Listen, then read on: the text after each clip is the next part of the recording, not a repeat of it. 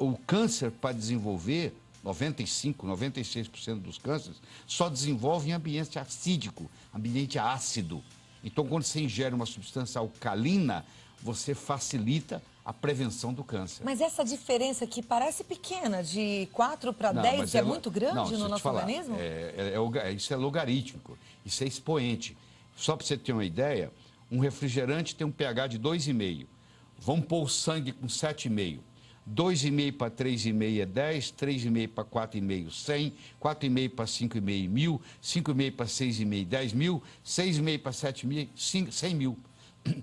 Você tomar um copo de refrigerante, tomar um copo de água com 7,5, a diferença do potencial hidrogênio iônico é de 100 mil vezes. Porque isso é um expoente, isso é exponencial. Por isso que o refrigerante está sendo tão falado como o pior alimento do mundo. O refrigerante é veneno. É veneno?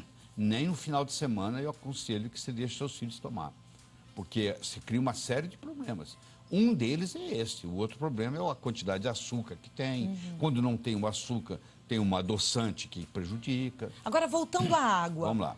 Eu estou um pouco assustada aqui, porque que água que a gente toma? Qual é o pH da água que sai ali do meu filtro normal, que é igual o filtro que as pessoas têm em casa? Geralmente em torno de 7. Isso é ruim? Não, não é ruim, mas é muito melhor do que você tomar um pH de uma água importada, famosa, francesa, que eu não vou falar o nome, que o pH é 3,5. Você está brincando. Então isso é péssimo para a saúde. Péssimo. E vem na garrafinha de vidro essa? Vem na garrafinha bonita de vidro, verde. É cara, é francesa, você sabe qual eu estou falando, e o pH é 3,5. Então essa também, apesar dela estar numa garrafinha de vidro, ela não é água, ela é um refrigerante.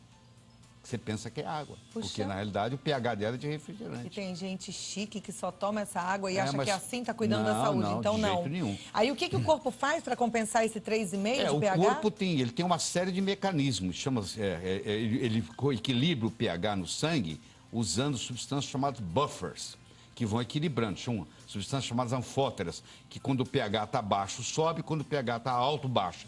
Então, você gasta, coisa que você ia utilizar na sua célula, você agora gasta para manter o pH do sangue. Tira a sua energia, você fica cansada, desanimada, entendeu?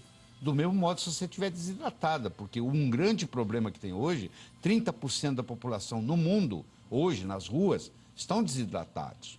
Porque eles não têm essa preocupação de beber água. À medida que você envelhece, a sensação da sede vai sumindo. E o centro da sede e o centro da fome, lá no hipotálamo, eles estão pertinho um do outro. E muita gente confunde sede com fome. A pessoa está com sede, mas sente que está com fome. Então ele come, tem compulsão por comida. E na realidade, se ele tivesse tomado um copo d'água antes, aquela compulsão ia diminuir, porque na realidade ele não tem fome. Por isso que ele tem que ficar comendo. Só que o centro da fome, o centro da sede, no hipotálamo está muito perto. Então, à medida que a gente envelhece, a gente vai perdendo a sensação da sede. Então, os velhos, os idosos, eles são desidratados por natureza. Agora, deixa eu te perguntar uma coisa. Eu estou aqui tomando a minha água e eu tomo bastante água todo dia. Bom. Mas qual é o pH dessa água? Como é que eu vou descobrir? Existem aparelhos que você coloca aí dentro, dá o pH, ou existem gotinhas que você pinga e é de acordo com a cor. De verde, azul para cima, verde para cima, o pH está bom. Quando der um amarelo, um laranja, um vermelho, o pH está ruim. Então, hoje é fácil, em 1 minuto, você determina o pH da água. Se eu soubesse, teria trazido aqui para mostrar para você. Mas eu quero que você volte para a gente entender melhor esse assunto, porque é um assunto complexo e importante. Deixa eu te falar outro aspecto mais importante ainda. É o poder de oxirredução. Tem água que é oxidante, tem água que é antioxidante, tem água que envelhece você, tem água que rejuvenesce você. Então, você já ouviu falar de oxidantes e antioxidantes, radicais livres. Tem água que tem radical livre. Então, você toma água, é como se você estivesse te enferrujando. Então, isso é outro aspecto importante. Existe um outro aspecto importante, que é a tensão superficial da água. A água tem que ser leve, ela tem que ter uma tensão superficial muito baixa, porque quando ela chega lá no capilar, às vezes ela tem que ir contra a força da gravidade. Então, tem água que você toma e ela não cumpre a missão dela, porque ela tem uma tensão superficial muito alta. Entendeu? Puxa, a gente achava que água era água, né? E vocês mulheres tomam anticoncepcional. Esses anticoncepcionais, vocês urinam. Isso vai para os lençóis freáticos do Brasil todo. Então, a água hoje ela já vem contaminada, inclusive com hormônios. A água de torneira, ela vem contaminada, inclusive com hormônios. Ela é colocada... E quando ela passa pelo purificador, pelo filtro? Depende do tipo do filtro. Tem filtro que elimina os hormônios. Tem filtro, por exemplo, que tira o cloro. Até o cloro do chuveiro te faz mal. Por exemplo, se você tomar banho com um chuveiro onde a água está com cloro, quando o chuveiro fica quente, frio até que não, mas na hora que você põe a água quente, aquele cloro que está na água, ele vira um vapor. E você absorve aquilo dentro do banheiro e não está sabendo. Então, hoje existem filtros, principalmente nos Estados Unidos, está chegando ao Brasil, onde você coloca o filtro no chuveiro. Então, só pelo cloro. Então, o filtro não deixa passar o cloro. Então, você toma um banho de chuveiro sem cloro. Aí você pode tomar banho de chuveiro quente, porque você não vai ter esse problema. A mesma coisa, Cláudia, em uma sauna úmida. Eu recomendo no Brasil você fazer sauna seca. Não faça sauna úmida, porque para fazer sauna úmida, a água tem que ser tratada com ozônio. Se ela for tratada com cloro, na hora que der o vapor, aqueles vapores ali são gases de cloro. Então, piscina aquecida com cloro é um veneno? Também é. Esse é outro problema. Piscina com cloro, se você nadar nela todo dia, você vai terminar com hipotiroidismo. Eu já tive caso recentemente, uma pessoa que nadava 3 vezes por semana durante 10 anos e estava com um quadro de hipotiroidismo gravíssimo, que ninguém fazia o diagnóstico, e essa pessoa estava intoxicada com cloro. Porque o cloro, ele briga com o iodo na sua tireoide. O flúor, o cloro, o bromo e o iodo são primo-irmãos. Então, quando você coloca flúor demais no seu corpo, ou cloro demais, ou brometo demais, eles começam a brigar com o seu iodo. Então, eles empurram, tiram, substituem o iodo. Aí é muito bom a gente aprender tudo isso. Eu sei que às vezes você está aí meio preocupado, fala, e agora? Mas calma, isso é só para a gente ficar atento, né? Então, você já sabe, tomar cuidado. Às vezes, a água que você está consumindo é na nota 10. Tem tantas perguntas já, doutor. Hoje existem no Brasil filtros, que a água passa pelo filtro e muda o pH da água. Essa água passa a se chamar água ionizada, onde muda o pH, onde muda a condutibilidade, onde muda o poder de oxirredução. Então, essas tecnologias estão chegando aos pouquinhos. Olha que bom a gente saber.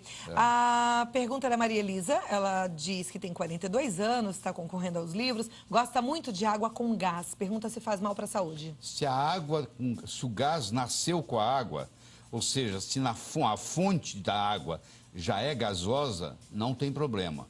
Agora, se o gás é acrescentado na água, aí o pH baixa muito. Ela tem que ver qual é o pH da água gasosa que ela está tomando. A Daniela gostaria de saber se é seguro tomar água de mina. Não, depende da mina, porque existem minas que estão contaminadas. Você tem que pedir uma avaliação, isso é fácil fazer análise da água, em qualquer cidade, se é possível. Uma vez feito a análise, você fica mais tranquilo. Ok. A Terezinha Tomás, boa tarde, eu faço parte de uma empresa que trabalha com um aparelho que dá água alcalina. Sim. E ela gostaria que a gente falasse um pouquinho mais dessa água. Pois é, eu estava dizendo, existem aparelhos, são filtros, que além de da água passa por esses aparelhos, eles fazem a filtragem, eliminam as impurezas e, por um processo tecnológico, muda o pH da água. E uma água que, por exemplo, de torneira, que entra com pH 7, ele pode sair na hora de você beber com pH 9. E aí faz aquela compensação. E além de mudar o poder de oxirredução, ela pode entrar uma água oxidante e sair do aparelho uma água antioxidante. E aí já complementa, isso já responde a pergunta da Terezinha Tomás, ela é de Belém, a turma toda de Belém está assistindo ao programa hoje. Ela pergunta diz que lá a água é contaminada, ácida, e se esse aparelhinho deixaria a água alcalina e boa assim, né? Esses filtros, em geral, mudam o pH, além de cuidar da impureza, muda o pH. Você tem que tomar cuidado para ver que filtro que você vai adquirir. A Patrícia do Carmo, ela é de Eunápolis, na Bahia. Ela diz que comprou um filtro de barro e a água está com um gosto horrível de barro. Pode fazer mal à saúde? É difícil, porque eu não sei qual o filtro que ela adquiriu. Mas filtro de barro é uma coisa boa? Não necessariamente é ruim, não. Não necessariamente é ruim. Agora, tecnologicamente, não tem os mesmos recursos desses filtros que ionizam a água. É uma questão de o que você vai dirigir, uma bicicleta ou um carro, né? Okay. A bicicleta também te leva de um lugar para o outro.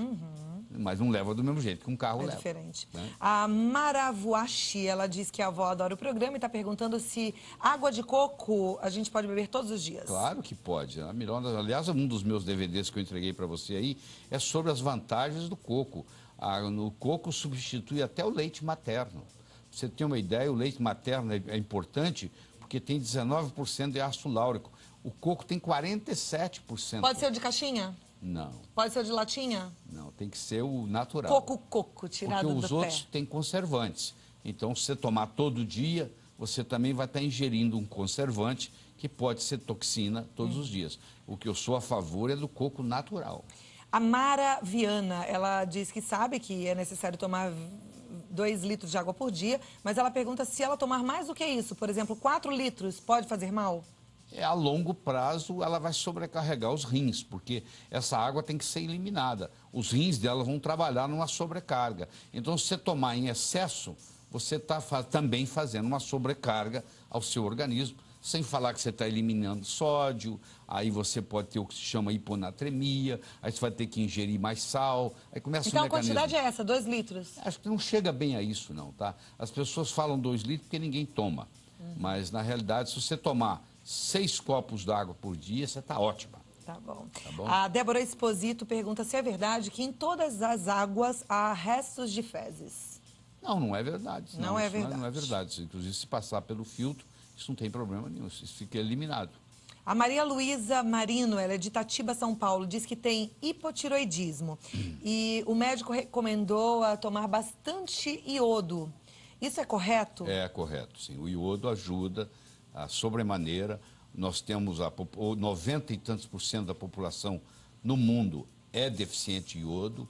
E o iodo tem que ser uma chamada solução de Lugol. É o iodo misturado com iodeto, o médico seu vai te orientar. Você coloca 1 ou 2 gotas num copo d'água e toma uma vez por dia. Isso resolve bócio, trata cisto de mama, trata cisto de ovário. E pode ser uma água iodada? Pode ser uma água iodada, é claro que pode. A Ana Lúcia de Santo André diz que aliás, tem... o sal brasileiro é iodado. Há muitos anos atrás, colocou-se iodo no sal.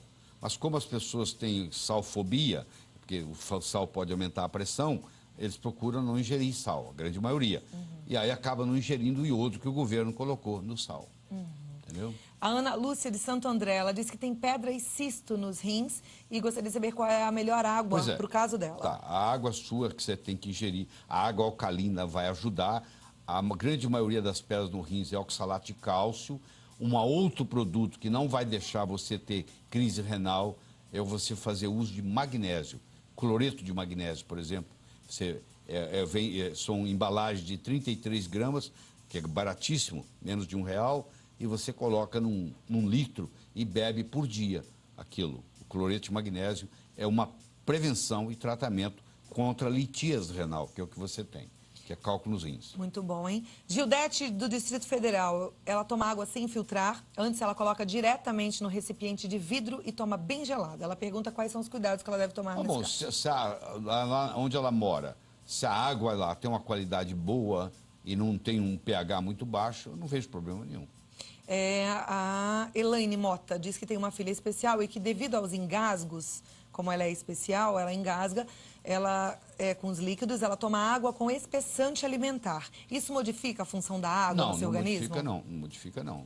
Não tem problema nenhum fazer com espessante. Aliás, parte da água, 40% da água que nós tomamos por dia vem na forma de alimentos. Por isso, quando a gente fala 2 litros, na realidade é 1 litro e qualquer coisa, porque o arroz tem água, o feijão tem água. Então, parte dos 2 litros por dia vem dos alimentos.